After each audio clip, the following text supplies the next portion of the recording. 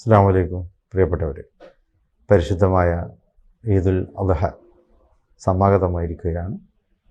ത്യാഗത്തിൻ്റെ പെരുന്നാൾ എന്ന് ഏറ്റവുമേറെ അറിയപ്പെടുന്ന ഒരു പെരുന്നാൾ കൂടിയാണ്. ഇബ്രാഹിം നബി അലൈഹി ഇസ്ലാമിൻ്റെ ത്യാഗോജ്വലമായ ജീവിതത്തിൻ്റെ ഓർമ്മകളാണ് നമുക്ക് വലിയ പെരുന്നാളിൽ നമ്മുടെ എല്ലാം മനസ്സിൽ കടന്നു വരുന്നത്. തൻ്റെ ഓമനപുത്രൻ ഇസ്മായിൽ അലൈഹി ഇസ്ലാമിനെ ബലിയൊരുക്കണം എന്നുള്ള ആ ഒരു ദൈവിക കൽപ്പന. എന്നാൽ അതിനു മുമ്പിൽ പകച്ചു നിൽക്കാതെ അദ്ദേഹം അതിന് തയ്യാറാവുകയാണ്. മകൻ ഇസ്മായിൽ നബി അലൈഹി ഇസ്ലാമും പിതാവിനെ അതിനുവേണ്ടി ധൈര്യപ്പെടുത്തി എന്നുള്ളതും പ്രത്യേകമായി എടുത്തു പറയേണ്ടതാണ്. എന്താണ് അള്ളാഹു കൽപ്പിച്ചത്?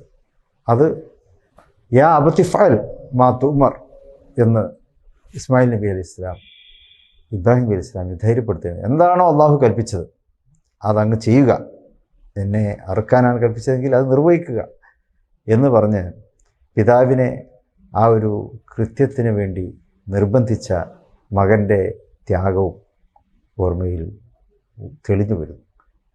അവരുടെ പത്നി ബീവി ഹാജറ റളിയല്ലാഹു അൻഹയുടെ ത്യാഗം വേറെയും ഉണ്ടല്ലോ. സംസം കിണറിൻ്റെ ഉത്ഭവം, അതെല്ലാം ബലി പെരുന്നാളിനോടനുബന്ധിച്ച് നമ്മുടെ ഓർമ്മകളിലേക്ക് വരുന്നതാണ്. പരിശുദ്ധ ഹജ്ജ് കർമ്മം, ആ ഹജ്ജ് കർമ്മത്തിൻ്റെ വേളകളാണ്. ആ ഹജ്ജ് കർമ്മവും ഈ ചരിത്രവുമായി ബന്ധപ്പെടുന്നു. സഫ മർവ മറകൾക്കിടയിലെ സഅയ്, അത് ചരിത്രത്തിൻ്റെ ഒരു പുനർവായനയാണ് നമുക്ക് നൽകുന്നത്. എന്നതുപോലെ തന്നെ അറഫായുടെ സന്ദേശം, ആദം നബി അലൈഹി സ്വലാം ബീവി ഹവ്വ റളിയല്ലാഹു അൻഹ അവർ ഭൂമിയിലേക്ക് ആദ്യമായി കടന്നു വന്നപ്പോൾ അവർ കണ്ടുമുട്ടിയ ഒരു പ്രദേശം, അതാണ് അറഫ എന്നുള്ളത്. അവരുടെ ആ രണ്ടാം കാഴ്ച, സ്വർഗത്തിൽ നിന്നുള്ള കാഴ്ചയ്ക്ക് ശേഷം ഭൂമിയിലേക്ക് അവർ എത്തിപ്പെടുന്നു. ആ ചരിത്രം അറിയാവുന്നതാണ്, ഞാൻ അതിലേക്ക് കടക്കുന്നില്ല. ഭൂമിയിൽ അവരുടെ ആ രണ്ടാം കാഴ്ചയുടെ, അല്ലെങ്കിൽ ഭൂമിയുടെ ആദ്യ കാഴ്ച, അവരുടെ ജീവിതത്തിലെ രണ്ടാം കാഴ്ച, അതിന് വേദി ഒരുങ്ങുന്ന അറഫ, അതാണ് ഹജ്ജ് എന്നുള്ളത്. ആ ഹജ്ജിലെ അറഫയിലെ സാന്നിധ്യം, അതും ബലിപെരുന്നാളിൻ്റെ ആ തലേ ദിവസം ദുൽഹജ്ജ് 9 ആ വലിയ സാന്നിധ്യം ലോക സമൂഹത്തിൻ്റെ സാന്നിധ്യമാണ്. മുസ്ലിം സാഹോദര്യത്തിന് മാത്രം സാന്നിധ്യമല്ല. ഒരേ വസ്ത്രം, ഒരേ മന്ത്രം, ഒരേ ദുആ, അത് നിർവഹിക്കപ്പെട്ടുകൊണ്ട് അവിടെ ഒരുമിച്ച് ചേരുന്ന ലക്ഷോപലക്ഷം ആളുകൾ ലോക മുസ്ലിം സാഹോദര്യത്തിൻ്റെയും ലോകത്തെ മനുഷ്യസ്നേഹത്തിൻ്റെയും പ്രതീകങ്ങളായിട്ടാണ് അവയെല്ലാം ചരിത്രത്തിൽ രേഖപ്പെടുത്തപ്പെടുന്നത്. ആ ദിനങ്ങളാണ് വാസ്തവത്തിൽ ബലിപെരുന്നാൾ നമ്മുടെ ഓർമ്മകളിൽ എത്തുന്നത്. ആ ബലിപെരുന്നാളിൽ നമുക്ക് സന്തോഷിക്കാം. അള്ളാഹു നമുക്ക് സന്തോഷത്തിന് നൽകിയ 2 പെരുന്നാളുകളാണ്, ചെറിയ പെരുന്നാളും ബലിപെരുന്നാളും. നമ്മുടെ ആഘോഷത്തിന് വേണ്ടി അള്ളാഹു നൽകിയിട്ടുള്ളതാണ് എന്ന് റസൂൽ കരീം സല്ലല്ലാഹു അലൈഹി വസല്ലം പഠിപ്പിക്കുന്നു.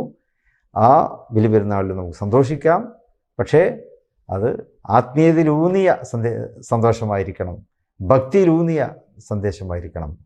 അതിൽ വിട്ടുകൊണ്ടുള്ള ഒരു ആഘോഷം, അല്ലെങ്കിൽ ആ രീതിയിലുള്ള ഒരു ആഹ്ലാദ പ്രകടനമല്ല പെരുന്നാൾ നമുക്ക് മുമ്പിൽ നൽകുന്നത്. മറിച്ച് ഭക്തിയിലൂന്നിയ സന്തോഷത്തിൻ്റെയും സ്നേഹത്തിൻ്റെയും കൂട്ടായ്മയുടെയും കുടുംബബന്ധങ്ങൾ ചേർക്കുന്നതിൻ്റെയും സാഹോദര്യ ബന്ധങ്ങൾ ഊട്ടിയുറപ്പിക്കുന്നതിൻ്റെയും, എന്നതുപോലെ തന്നെ ഒരു ബഹുസ്വര സമൂഹത്തിൽ ഇതര സമൂഹങ്ങളുമായി നമ്മുടെ സൗഹാർദ്ദം പങ്കുവെക്കുന്നതിൻ്റെയും ഉത്തമ വേളകളായി ഈ പെരുന്നാൾ ദിനത്തെ നമുക്ക് മാറ്റേണ്ടതുണ്ട്. അതോടൊപ്പം തന്നെ വേദന അനുഭവിക്കുന്ന ലോകത്തെ ഒട്ടനവധി ആളുകളും വിഭാഗങ്ങളുമുണ്ട്. പ്രത്യേകിച്ച് ഫലസ്തീൻ നമ്മുടെ കണ്ണീരാണ്. ഫലസ്തീനിലെ സമൂഹത്തിന് പെരുന്നാൾ ആഘോഷിക്കുവാൻ അവർക്ക് കഴിയുന്നില്ല. നമ്മൾ പെരുന്നാളിൽ ആഘോഷിക്കുന്നു, സുഭിക്ഷമായി നമ്മൾ കൊണ്ടാടുന്നു, പക്ഷേ അവരെ എതിരേൽക്കുന്നത് വെടിയുണ്ടകളാണ്, അവരെ എതിരേൽക്കുന്നത് മൈനുകളാണ്. പക്ഷേ നമുക്ക് അവർക്ക് വേണ്ടി ദ്വാരക്കാൻ വേണ്ടി കൂടിയുള്ള ഒരു സന്ദർഭമായി ഇതിനെ മാറ്റേണ്ടതുണ്ട്. ഈ ആഘോഷവേളയിലും പെരുന്നാളിൻ്റെ വേളയിലും നമ്മൾ ദ്വാരന്നുകൊണ്ട് പ്രാർത്ഥിച്ചുകൊണ്ട് ആ ഫലസ്തീൻ സമൂഹത്തിന് സമാധാനം എത്തിച്ചു കൊടുക്കുന്നതിന് വേണ്ടിയുള്ള ആ ഒരു പ്രാർത്ഥനകളുടെ വേളയെ കൂടി ഇതിനെ കാണുക. എല്ലാവർക്കും ഹൃദ്യമായ പെരുന്നാൾ ആശംസകൾ നേരുന്നു. പരിശുദ്ധ പ്രവാചക തിരുനബി സല്ലല്ലാഹു അലൈഹി വസല്ലം നമുക്ക് കാണിച്ചു തന്ന ആ മഹത്തായ വഴികളിലൂടെ സഞ്ചരിക്കാനുള്ള ഒരു ഓർമ്മപ്പെടുത്തൽ കൂടിയാണ് നമ്മുടെ പെരുന്നാളുകൾ എന്നുകൂടി മനസ്സിലാക്കി പെരുന്നാളിനെ കൊണ്ടാടണം എന്ന് അഭ്യർത്ഥിക്കുന്നു. വാഹുദേവാന അൽഹംദുലില്ലാഹി റബ്ബിൽ ആലമീൻ. അസ്സലാമു അലൈക്കും.